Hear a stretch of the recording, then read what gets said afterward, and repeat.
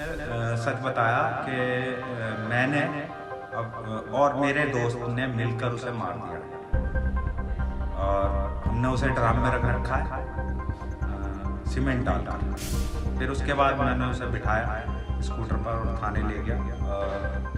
थाने ले जाकर मैंने उसको कहा मैंने कि अब जो मेरे को सच बताया इनको सबको सच बता दो, तब जाके इस पूरे खुलासा हुआ।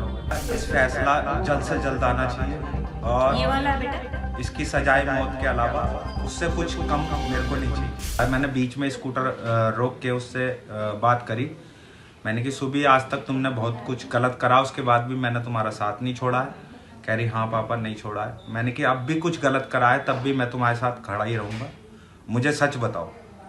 तो उसने सच बताया कि मैंने अब और मेरे दोस्त ने मिलकर उसे मार दिया है और हमने उसे ड्रम में रख रखा है सीमेंट डालकर।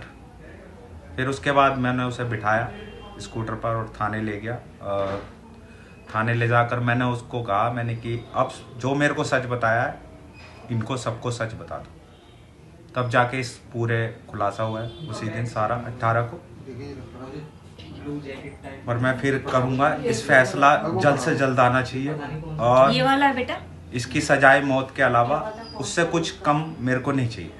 मैं मुस्कान का पिता हूँ और उसने जो करा है वो सही नहीं करा, बहुत गलत है समाज के लिए भी, और आगे से ना हो उसे फांसी की सज़ा मिलनी चाहिए। मेरे दामाद को इंसाफ मिलना चाहिए, वो इसके हकदार है और जितना सही होगा मैं करूँगा इसके लिए।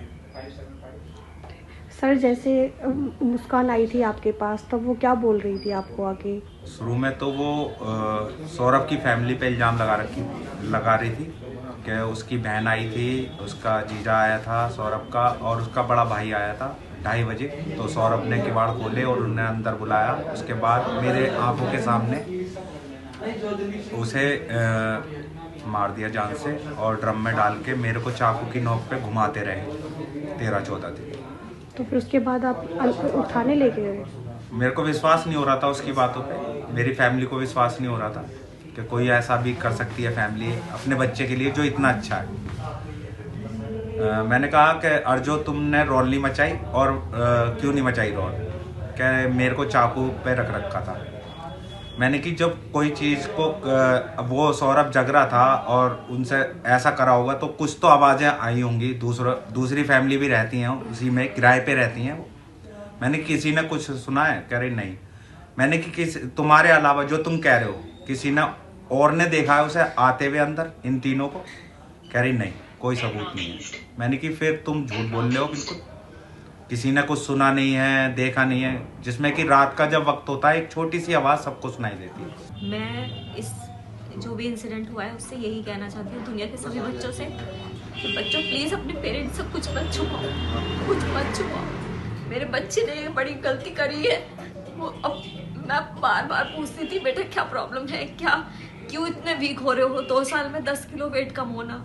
उसने मुझसे बहुत कुछ छुपाया।